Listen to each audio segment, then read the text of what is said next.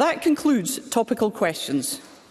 The next item of business is a statement by Shirley-Ann Somerville on the Supreme Court's judgment in relation to gender representation on Public Boards Scotland Act 2018. The Cabinet Secretary will take questions at the end of her statement, and so there should be no interventions or interruptions. And I call on Shirley-Ann Somerville. Thank you, Presiding Officer, for this opportunity to update Parliament on the Supreme Court's decision to uphold the For Women Scotland appeal. The Scottish Government does, of course, accept the judgment of the Supreme Court. It is a significant legal ruling, and it is right that we take time to consider it carefully. Before I turn to the details of the judgment, it is important to recognise the tone and the temperature of the surrounding debate concerning real individuals in our community, in our workplaces and in our families that has often been deeply distressing to them. It should be clear to all of us in this chamber, regardless of our view on any of these matters, including in the judgment last Wednesday, that it has had a very significant impact on many people. This judgment, as the Supreme Court made clear, must not be used as a licence for division and hostility. The pursuit of equality for women and for trans people is our collective responsibility. All of us in this chamber must ensure that the rights and dignity of all are upheld, and our debate must be rooted in empathy, compassion and equality. Indeed, in his delivery of the judgment, Lord Hodge, giving the opinion of the Court, said that the Court counsel against reading this judgment as a triumph of one or more groups in our society at the expense of another. It is not. Turning to the judgment, Presiding Officer, this case centres on the guidance issued for the Gender Representation on Public Bodies Scotland Act 2018 and the meaning of women set out in that guidance, which is the same meaning as under the Equality Act 2010. The Scottish Government successfully defended our guidance twice in both the Outer and Inner House. However, the Supreme Court is the final decision-maker on such legal issues, and it has delivered a carefully considered judgment. The definition of women in the guidance was the definition in the Equality Act. And as we were guided on the meaning of that definition by guidance from the Equality and Human Rights Commission, the EHRC, which is the enforcement body for the 2010 Act. As we heard in last week's judgment, issues arose from a tension between two pieces of Westminster legislation and how they interact. The question of compatibility between the Gender Recognition Act of 2004 and the Equality Act 2010 was central to the Court's ruling. In paragraph 8, the Supreme Court said that the central question in relation to the appeal was whether the 2010 Act treats a trans woman with a Gender Recognition Certificate, a GRC, as a woman for all purposes within the scope of its provisions, or whether when the 2010 Act refers to a woman and sex, it is referring to a biological woman and biological sex. The Supreme Court concluded that the meaning of the terms sex, man and woman in the 2010 Act is biological.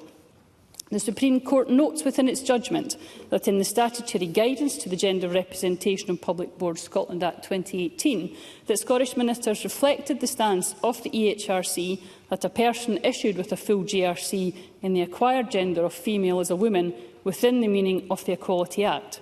It concluded that the Scottish Government guidance on the Gender Representation on Public Boards Scotland Act 2018 is incorrect in relation to its definition of women. The judgment also makes it very clear that trans people continue to have protection and rights. As the press summary issued by the Supreme Court on the judgment said, trans people are protected from discrimination on the grounds of gender reassignment. They are also able to invoke the provisions on direct discrimination and harassment and indirect discrimination on the basis of sex. In the light of case law interpreting the relevant provisions, a trans woman can claim sex discrimination because she is perceived to be a woman. We fully accept the Supreme Court's judgment and have begun to analyse the impact. We are amending the guidance on the public boards legislation to take account of the ruling. There has been commentary as to the implications of this ruling in respect of the Gender Recognition Reform Scotland Bill. This bill was prevented from proceeding to royal assent by an order made by the then Secretary of State. Following the judgment last week, the Scottish Government has no plans to bring it back. While the UK Government has indicated they intend to bring forward proposals to reform the Gender Recognition Act 2004, we have not yet seen any firm proposals. This Government stands ready to engage constructively on any plans following last week's judgment. Gender recognition is a fundamental piece of equality legislation, and let me be very clear, this Government does not support the repeal of the 2004 Act. Presiding Officer, immediately following last week's judgment, I wrote to the UK Government counterpart seeking an urgent meeting. And this reflects that the judgment does, of course, have implications across the UK, given that the 2004 Act extends across the UK and the 2010 Act extends to England, Wales and Scotland. And I'm awaiting a response to that letter. I, along with the Cabinet Secretary for Health and Social Care, will also be meeting with the EHRC on Thursday and will seek an update on their plans for renewed guidance by the summer. The Government calls for that process to be inclusive, and ensuring engagement will be with all of those on whom it will impact. This guidance is also important for the Government across Scotland, England and Wales, as well as public authorities and the private sector and voluntary sector organisations following the Supreme Court judgment. All organisations must comply with all relevant legislation, and guidance from the EHRC will be key in this process. Now, I wanted to reach out to stakeholders as soon as possible after the judgment to give the Government's initial response and to offer to meet again to discuss the Scottish Government's ongoing work. Stakeholders that represent trans and non-binary people are reporting real anxiety from their networks and service users and concerns about their daily lives. It is significant that the Supreme Court stated in their judgment that the rights of the trans community are enshrined in law. And I want to reassure our trans community that you are valued, and the Scottish Government is fully committed to protecting everyone's rights, and that includes your community. I have also had the opportunity to speak to the Women's Rights Network, and I was grateful for their time and hearing directly from them about their views both on the judgment and on its implementation. As I have done today, I restated categorically to them that the Scottish Government fully accepts the judgment of the Supreme Court and is now working on next steps. Given the length of the judgment, it is important to work through this in detail, and I offered to meet again once that work has been undertaken. An invite was also sent to For Women Scotland, which they have chosen not to accept at this time, but fed back that they want us to move on with implementation. And I can assure them and this chamber that that work is progressing. Presiding Officer, I spoke earlier about the principles of empathy, compassion and equality. And in these principles, I firmly believe that the role of this Parliament is to provide leadership. Ensuring equality, inclusion and human rights are not optional values. They are the foundation of a fair society and at the heart of our public services.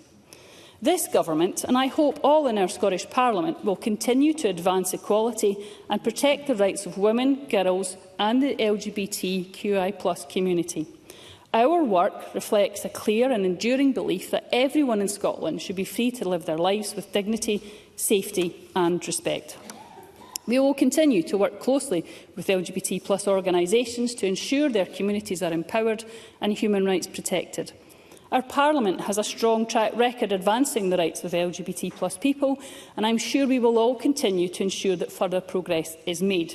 We engage proudly and visibly with the LGBT+ communities during Pride season and LGBT History Month, and we must do so throughout the year. And the Scottish Government will continue to accelerate equality through our National Advisory Council on Women and Girls, driving real change in Scotland by challenging systemic inequality and ensuring that the voices of women and girls are not only heard but acted upon. And indeed, this Parliament has also been at the forefront of many changes, including legislation on domestic abuse and on victims of sexual violence. That's why this Government has, for example, progressed our world-leading Equally Safe strategy, tackling violence against women and girls. But we all recognise, I'm sure, that there remains so much more to do to tackle these challenges, barriers and dangers that women and girls face. To that end, I announced at the end of February that the Scottish Government will work in partnership with the National Advisory Council, as they have requested, to develop an equality strategy for women and girls before the end of this Parliament. These actions demonstrate that equality is not just a principle, it is something we are committed to making real in people's lives every day. In conclusion, Presiding Officer, I'd like to return to where I began, with the people we all serve. The issues that surround the Supreme Court case are challenging and will need careful consideration so that the public sector can ensure the dignity and safety of everyone that uses their services. It is vital that the EHRC now issue clear, practical guidance in response to that judgment. This judgment has confirmed the definition of women under the Equality Act. There have been many challenging arguments over the past 5 years, and I hope that we can move to a point where we again focus on progressing equality for the people of Scotland. The pursuit of equality is not a contest between communities. It is a collective effort to build a fairer Scotland for all and the foundation on which this Parliament was built. Thank you, Presiding Officer. Thank you. The Cabinet Secretary will now take questions on the issues raised in her statement. I intend to allow around 35 minutes for questions, after which we'll move on to the next item of business. And I'd be grateful if members who wish to put a question were to press their request to speak buttons now. And I call Russell Finlay. Thank you, President Officer. From the very beginning, my party has been the sole voice of reason in this Parliament to warn of the dangers of gender self-ID. We stood up for women's rights and urged the Government to drop this toxic and divisive issue. Now, John Swinney wants to distance himself from it all, but as Nicola Sturgeon's deputy and her strongest ally, he was right behind it. He was willing to sacrifice women's rights, including the rights to single-sex spaces and services. He voted down reasonable, common-sense amendments to the Gender Recognition Reform Bill, including my own, to stop predatory men, including rapists and other sex offenders, from exploiting self-ID. So in light of the momentous Supreme Court judgment, John Swinney owes an apology to the people of Scotland, but especially to women. And this harmful ideology must now be rooted out of our entire public sector: schools, prisons, hospitals and policing. Far too much time and taxpayers' money has been wasted in this already. The country needs to move on. Politicians must focus on the concerns of people in the real world. And I have 3 questions. Will the SNP government now say sorry? Will they give a clear and categorical commitment not to resurrect the Gender Reform Bill in any way? And will they guarantee that gender self-ID will be excised from public bodies? Thank you. Cabinet Secretary. Thank you, Presiding Officer. I think and I hope that Russell Finlay heard the part of my statement where I talked about the Gender Recognition Bill and the fact that the Government has no plans to reintroduce or bring forward that work. And very importantly, I also mentioned in my statement that the Government absolutely accepts the judgment of the Supreme Court. Now, we have acted on good faith in this question. Again, as I said in my statement, it was important that the Supreme Court recognised that the work that the Government undertook on this issue was based on EHRC guidance. But it is important that now that the Supreme Court has made its decision, that we move forward to look at the policies, practice and guidance across government and public bodies. And as I said again in my statement, that work has begun, is ongoing, and I will keep Parliament updated in due course as that work progresses. Jackie Bailey. The judgment from the Supreme Court in the case of 4 Women Scotland versus Scottish ministers was unanimous and clear. The term woman in the Equality Act relates to biological sex. The Scottish Government, though, has got itself into a position where it's encouraged practice to get ahead of the law. Guidance has been issued by the Government to a range of public bodies, including the NHS, which now needs to be revised. And this will be at considerable cost to those organisations in both time and money. It's not just a matter for the EHRC, so can the Minister set out a timetable for the Scottish Government producing revised guidance and advise when this will be implemented in the NHS and across the public sector? It's also the case that the SNP government's track record generally in relation to legal action has been poor, whether it's related to aspects of the Salmond inquiry and former First Minister Nicola Sturgeon or the Supreme Court action on an independence referendum. There have been at least 10 cases of failed action. This is another case of the taxpayer picking up the tab. So can the Minister advise the Chamber how much taxpayers' money has been spent in defending this case and all the other unsuccessful legal actions by the Government? Cabinet Secretary. Well, as I said earlier, the Government did successfully within the inner and outer courts win cases on this aspect. But, as I again said, the Supreme Court is the final arbiter of this, and it is important that now that they have made that judgment, we respect that judgment. I think it's important that the Scottish Government does undertake cases where we need to explain and defend the positions that we are in. It is important then, once the judgments have been made, that we respect that judgment and we move on that. And that is exactly the point that we are at. When it comes to the cost, we will be at the point of being able to publish the cost for that when the case is fully complete, and there still may be other costs that may come forward on this. So I'm unable to give Jackie Baillie a number at this point, but as I certainly have done in previous cases in matters like these, those matters are then made public. So I will keep the member updated on this. She mentions the guidance, whether it's in the NHS or elsewhere. I think it's very important that we take account of what happens on Thursday when both myself and the Cabinet Secretary for Health and Social Care meet the EHRC.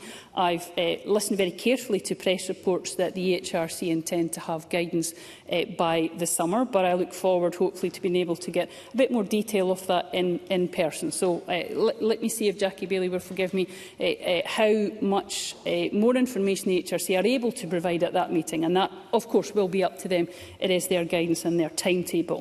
Because I am still waiting for that meeting in person, or the meeting with EHRC on the timetable, I'm not in a position to be able to say when guidance will be updated across government, because I think it's very important I hear from the EHRC directly first, rather than just listening to what I've read in the press.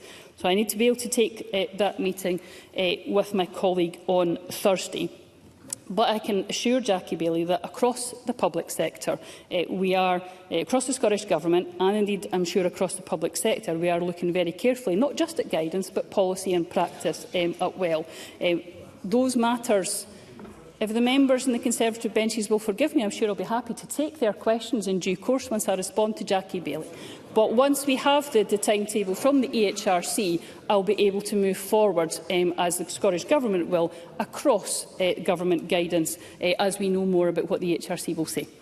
Fulton McGregor, to be followed by Tess White. Thank you, Presiding Officer. I also accept and respect the court ruling. As the Cabinet Secretary has said, Lord Hodge has stated the ruling should not be seen as a triumph of one group at the expense of the other, and stressed the legal protections currently afforded to trans people. Does the Cabinet Secretary agree with me that any implications of this ruling, forming part of a complex area of law, must be discussed sensitively and carefully with the right advice in respect to all groups affected? Cabinet Secretary.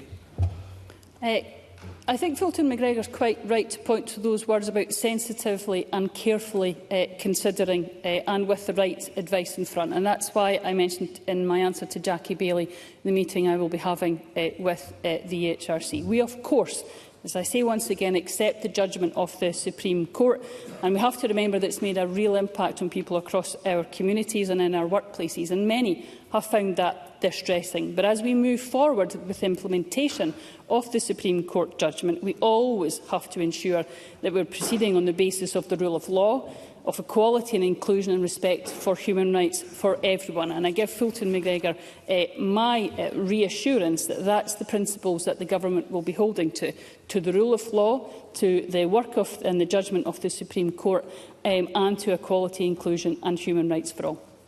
Tess White, to be followed by Rona Mackay. Thank you, Presiding Officer. Scotland's public bodies, by definition, are an extension of the Scottish Government.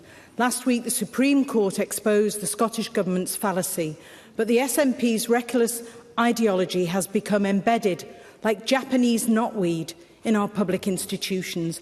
Whilst it smacks of asking an arsonist to extinguish the fire, will the Cabinet Secretary secure written assurances from all of its public bodies that they will put the policies in place complying with the Supreme Court ruling within 3 months after meeting the EHRC? Secretary. So I think it's very important to give the EHRC more time than the meeting that we have on Thursday. So with the greatest respect to Tess White, I can absolutely understand the need, the desire and the obligation indeed for pace on this matter. And we will see what the EHRC is able to share with Scottish Government ministers on Thursday. But I can give her the reassurance that across the Scottish Government there is work that has now begun to ensure that policies, practices, procedures and guidance are absolutely compatible with the judgment of the Supreme Court and with the law. That rule of law is exceptionally important to the Government, and it's very important that we do that right across the Scottish Government and right across the public sector, and indeed further to that. And it is a matter that's not only for this government but for other governments within the UK, which is why I think it's also important that governments can have discussions on those issues to be able to deal with the collective challenge we have to ensure that our guidance is fit for purpose. Rona Mackay, to be followed by Paul O'Kane. Thank you, Presiding Officer. Many trans people in Scotland and across the UK will be confused and frightened by the Supreme Court judgment.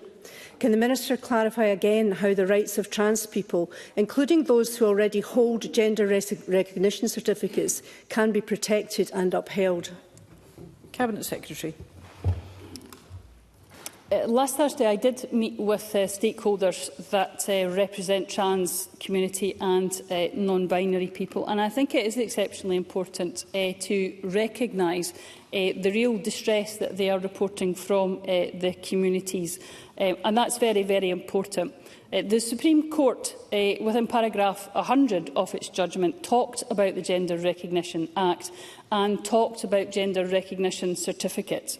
And I think it's very, very important, as well as the other aspects of the Supreme Court judgment that have perhaps had more public scrutiny and traction within the media, to also draw upon the attention of the Chamber and wider society. That paragraph 100, talking about the Gender Recognition Act 2004 and the continued relevance and importance of GRC and the provision of legal recognition of the rights for transgender people. And I hope that gives them some reassurance as we go into what is a difficult time for many members of the trans and non-binary community. Paul O'Kane, to be followed by Joe Fitzpatrick. Thank you very much, Presiding Officer. It is important that the court ruling is, of course, respected, and indeed the court itself is respected. I think also we should reflect on the words of Lord Hodge himself, as the Cabinet Secretary did, that this must not be read as a triumph of one or more groups at the expense of another. I wonder, Presiding Officer, if I can return to the issue of legal advice the Government receives.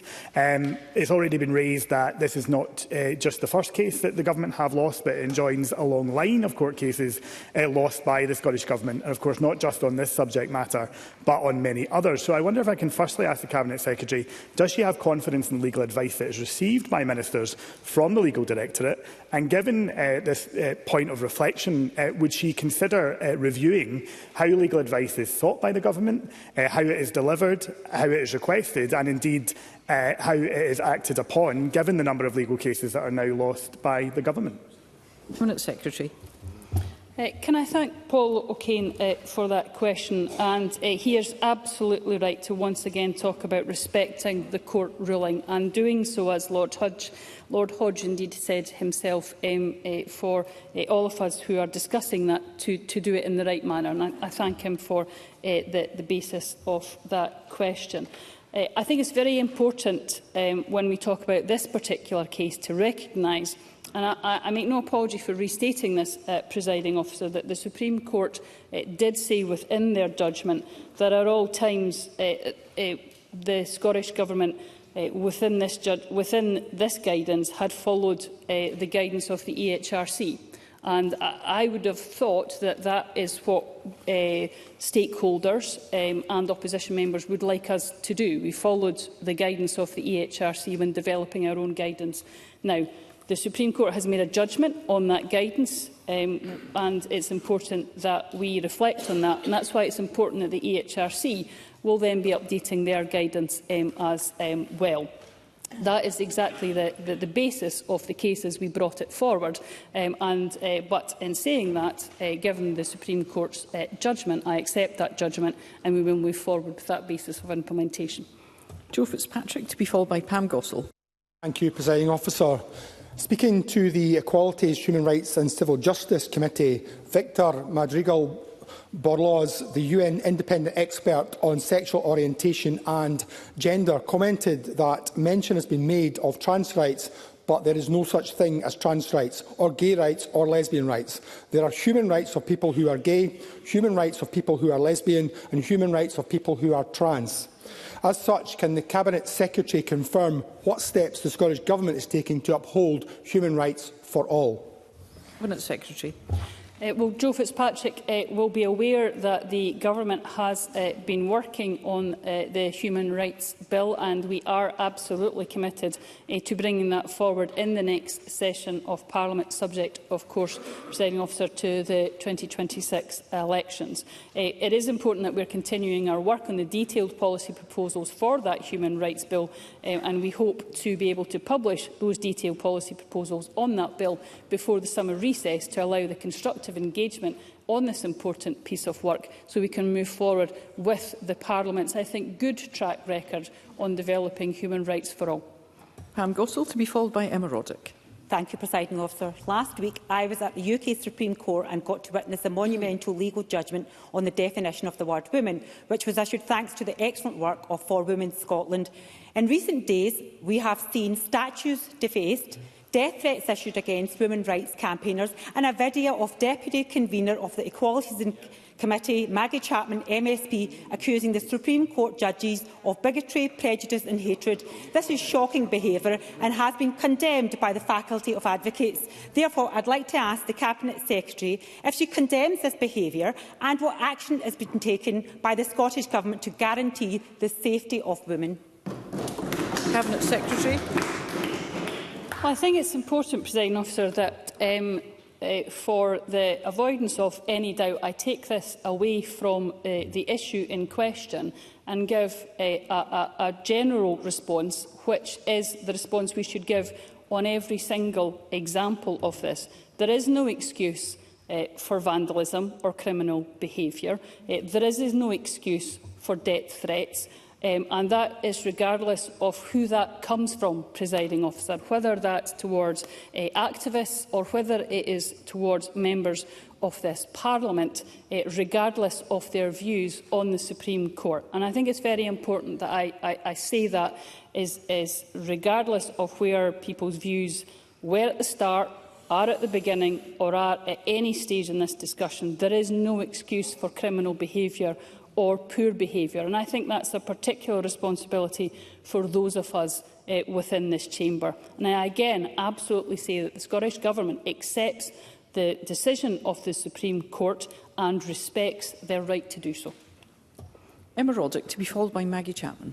Thank you, Presiding Officer. I've had a number of trans constituents get in touch, distressed about this judgment, and while it's still unclear how this will impact many situations in practice, as reviews of policy are carried out with the necessary thought and time, not everybody will consider things so carefully. People have jumped to conclusions, and that has direct, immediate impact on interactions in the real world. Now, I can reassure those affected that I continue to be their ally, and many of their neighbours have actually reached out to offer their support as well. But could the Cabinet Secretary offer any further reassurance for the LGBTQ+ community in the Highlands and Islands and beyond, and speak to the Scottish Government's position on upholding and progressing their rights? Cabinet Secretary. Can I thank Emma Roddick for that question? And I can once again restate this Government's determination to uphold human rights for all communities, and that includes the trans and non-binary communities.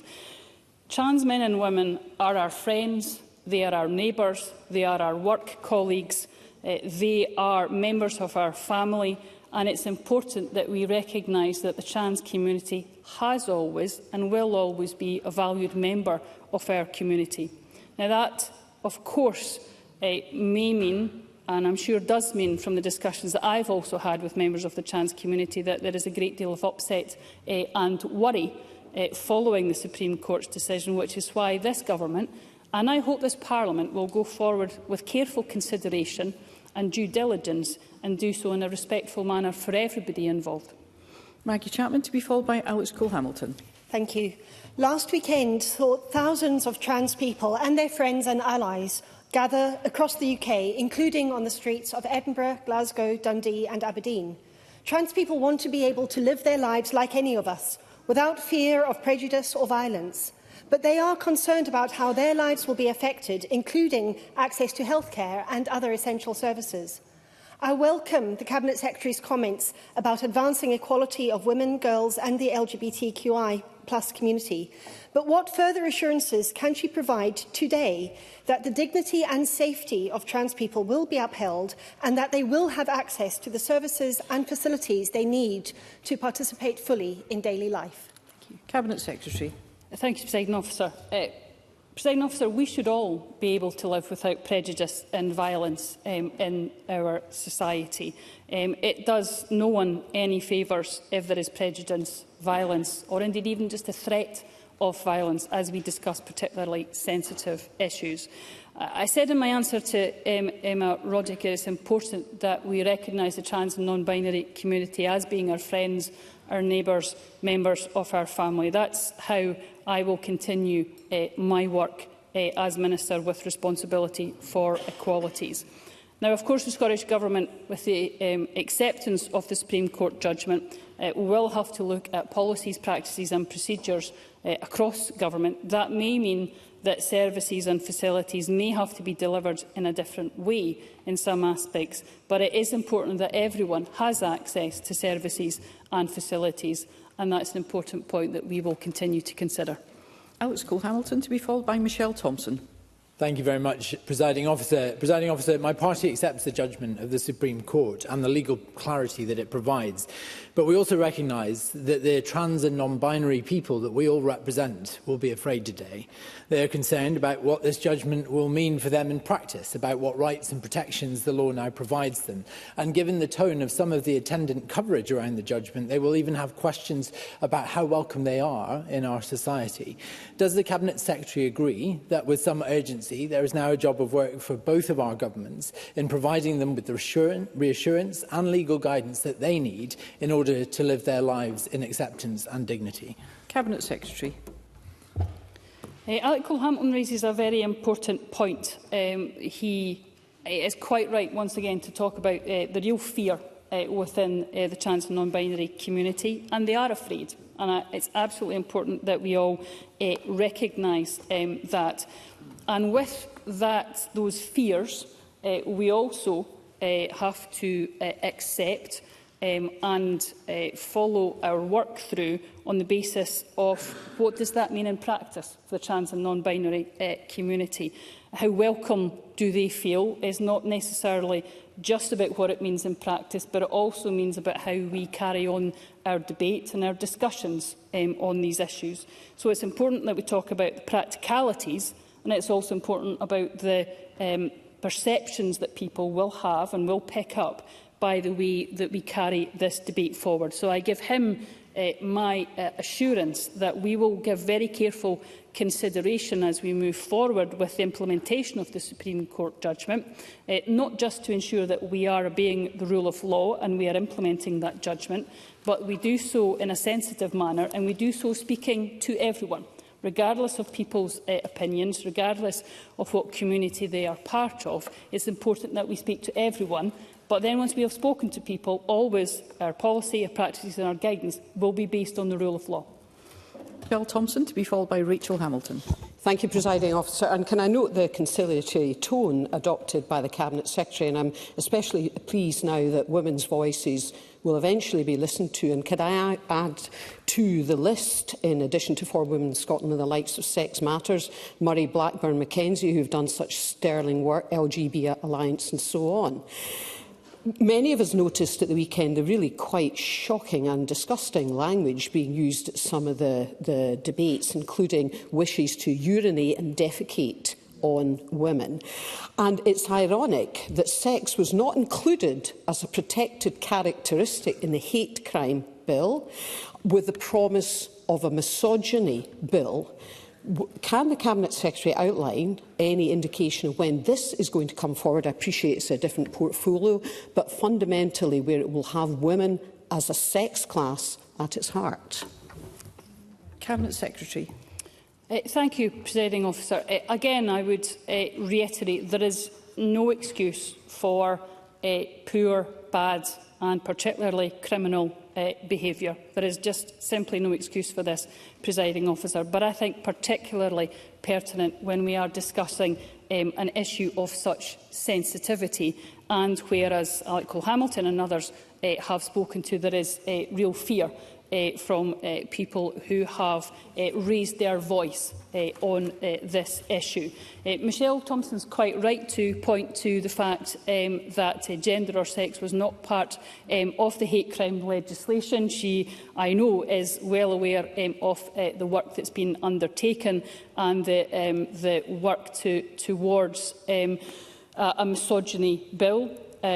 Clearly, given the ruling of the Supreme Court, we are now giving careful consideration to the impacts of the Supreme Court ruling on the work that will be undertaken on the misogyny bill, and the Cabinet Secretary for Justice will be able to update Parliament in due course. But it is important, once again, and I stress, Presiding Officer, that we do take time to look at that judgment, that 88-page judgment from the Supreme Court, to give that exceptionally careful consideration, particularly on an issue of such importance such as the misogyny bill.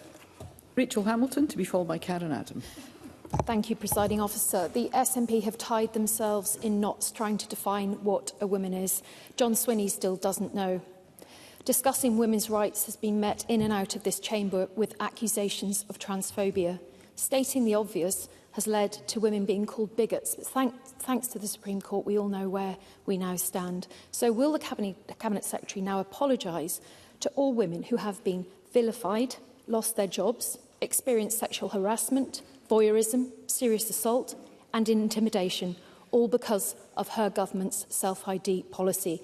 And will the Scottish Government instruct all public sector authorities to settle any ongoing legal cases or employment tribunals relating to the provision of single-sex spaces?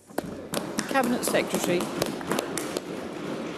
Presiding Officer, it would not be appropriate for me to comment on ongoing legal cases, and that is an important obligation on Scottish ministers. What I would also say is that, and I've said this before, Presiding Officer, the Scottish Government carried forward its work on the guidance on gender representation on public boards in good faith, using, as the Supreme Court judgment said within its own judgment, using the EHRC guidance. That was what was followed as we developed our guidance.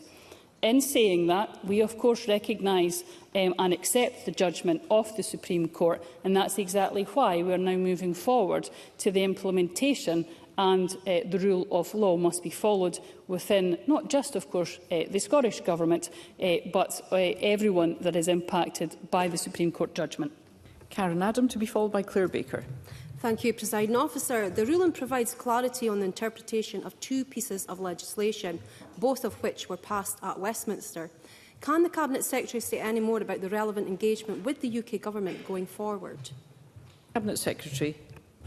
Well, my officials are meeting with their counterparts from the UK Government on Thursday the 24th of April, and as I said in my statement immediately following the judgment, I wrote to the UK Government seeking an urgent meeting. I think it is important at this time, as the UK Government and the Scottish Government work through the impacts of the Supreme Court judgment. I think it's important that those discussions take place, both at official level and, I hope, also at a ministerial level. As I said, I think during my statement, and if I haven't, for avoidance of any doubt, I'm still waiting for a reply to that letter that I sent to the UK Government.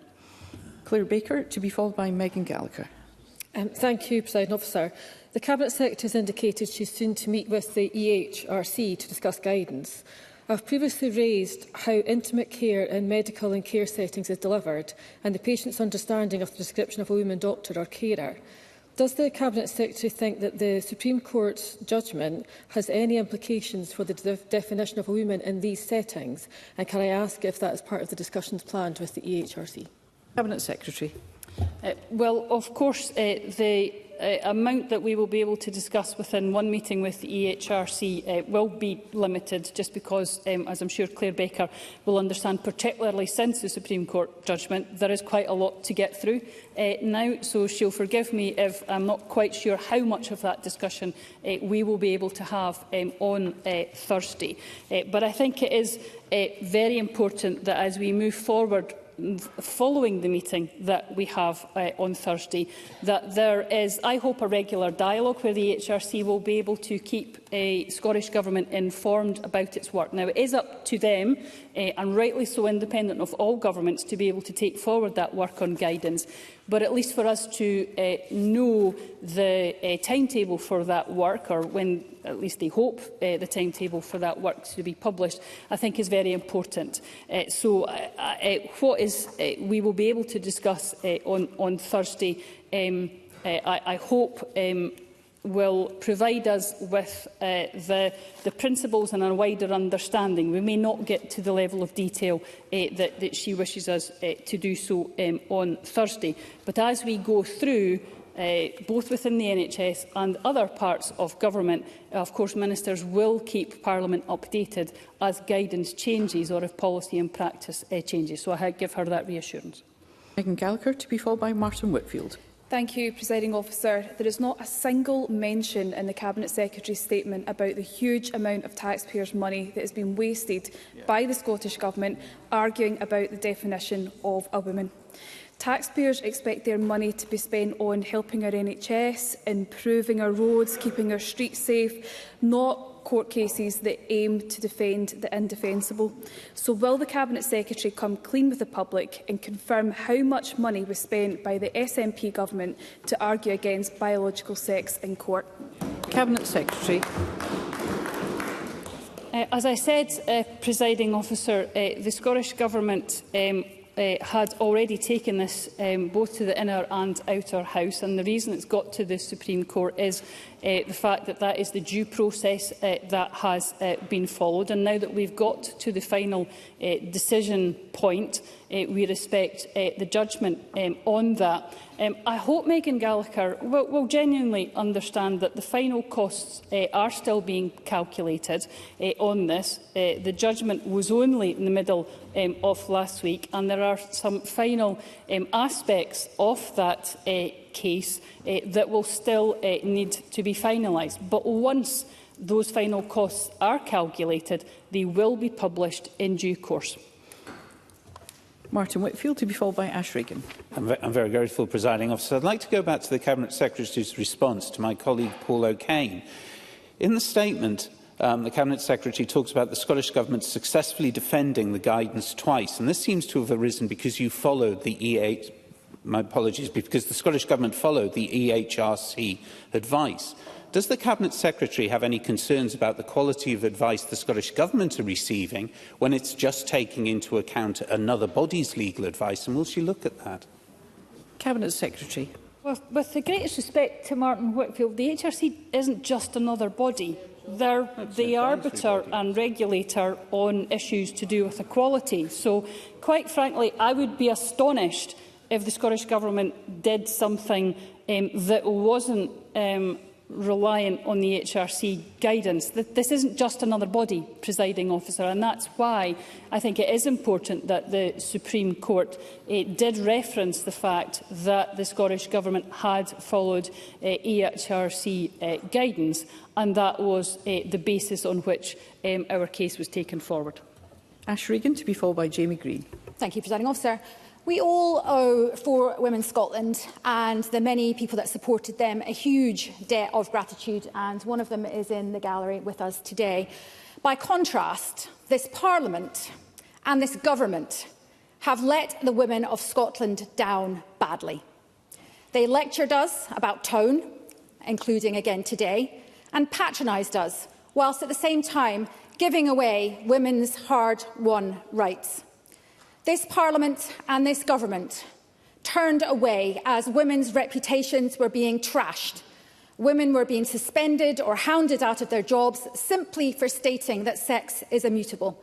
And they refused to listen when women were being harmed in single-sex spaces, services and sports. Politicians that did not stand up for women should hang their heads in shame. How did this Parliament and this Government get this so wrong and let Scottish women down so badly? And if I can contradict the Cabinet Secretary, I would say there should be no more delay in acting on this, because Scottish women have waited long enough. Cabinet Secretary. Thank you, Presiding Officer. I would hope that we could all agree that tone's important in this. I've heard from members today about the fears, the concerns of both activists who have taken this. I'm sorry, Presiding Officer, I'm slightly struggling to know if I was going to say if Ms Regan wanted an intervention, but I've just remembered it's a statement. But I'm happy to try and answer her questions if she will let me.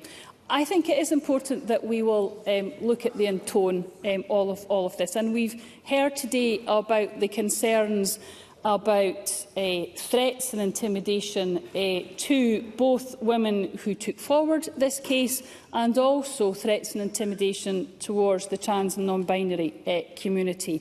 That's why the tone is important, because it's important for everybody involved in this. We've also always, as a government, respected single-sex spaces and respected the exemptions that are within the Equality Act. And it's important that we move forward again on that basis. And I can reassure the member that there is not a delay. The work is continuing, but I hope she would also recognise that the HRC have an important role to play in this, and that's why what they have to say on this, both in terms of what they may be able to say on Thursday on an initial meeting and their guidance that will follow, is so exceptionally important. Jamie Green, to be followed by Murdo Fraser. Thank you, Presiding Officer. I appreciate that this debate does raise as many emotive issues and has very strong views on all sides, and I think that is to be accepted and respected as well. But I hope that whatever one's views on this debate, we all accept that at the heart of it lies people, human beings who are our fellow Scots, those who vote for us and those who don't. But it's also true that gender recognition certificates have been issued in Scotland for nearly 2 decades. Whilst it's a relatively small group of people, many of those holders of those certificates will now be wondering what legal rights these certificates still offer them, if any at all. So can I ask specifically and on a technical level if the Scottish Government is willing to undertake any legal advice or analysis or offer any guidance to holders of these certificates as to their future and their day-to-day lives? Cabinet Secretary. Can I welcome Jamie Green to his new position within this chamber? And I think it's important, again, that he talks very powerfully about at the heart of this is people. And I think as we go through this discussion, regardless of people's views on this and regardless of their views before the Supreme Court reached its judgment, it has reached its judgment. We must move to implementation, and we must do so always bearing in mind, as he rightly says we should, that people are at the heart of everything that we do. When it comes to gender recognition certificates, I think I mentioned in my previous answers and statements the important parts of the Supreme Court judgment, such as paragraph 100, that talked particularly about gender recognition certificates. He knows well, I know that the 2004 Act was a piece that was passed by Westminster. It has been there now for some time. It is important that we now reflect on what is in the judgment from the Supreme Court about still the importance of gender recognition certificates and also for the Supreme Court's statements around the rights of the trans community still being protected within the Equality Act due to gender reassignment. Murdo Fraser, to be followed by Sue Webber. Thank you, Presiding Officer. The position of NHS Fife in relation to the Sandy Peggy Employment Tribunal must now be entirely unsustainable in light of the Supreme Court judgment. Like me, the Cabinet Secretary will have constituents in Fife, thousands of individuals waiting too long for vital treatments because NHS Fife is starved of resources, and yet they are spending what must now be hundreds of thousands of pounds in legal costs defending the indefensible. Isn't it time the Scottish Government instructed them to throw in the towel and stop wasting our money? Cabinet Secretary. As Murdo Fraser well knows, that this is a matter between the employer NHS Fife and the employees. It is subject to ongoing judicial proceedings in the Employment Tribunal, and it would not be appropriate for me to comment on such a live case. And Sue Webber. The Cabinet Secretary has stated many times that the rule of law is important and must be followed right across the public sector. Cabinet Secretary, I trust this extends to organisations that receive grant funding from the Scottish Government. And can I ask that the Scottish Government will now only support organisations financially that respect and abide with the rule of law? Cabinet Secretary. Presiding Officer, as I think I've said on a number of occasions now, it is important that both the Scottish Government, public bodies and indeed other organisations reflect very carefully on the Supreme Court judgment and ensure that they are abiding by not only the Equality Act but all other relevant pieces of legislation. Thank you. That concludes the ministerial statement. Point of order, Douglas Ross. Accept a motion without notice, Standing Order 8.13.3, to extend this debate to allow those of us, including myself, who requested a question of the Cabinet Secretary to put our questions to them on this monumental statement. I think it's only right that this Parliament is able to hear all of the voices on this issue and hopefully get answers from the Scottish Government. Thank you, Mr Ross. The Bureau discussed allocation of time this afternoon on this very statement, and that time was extended, and I've now extended that extension, and it's important that we protect time for other issues. And there will, of course, be further opportunities this week to put questions to the Government on this matter. That concludes the ministerial statement.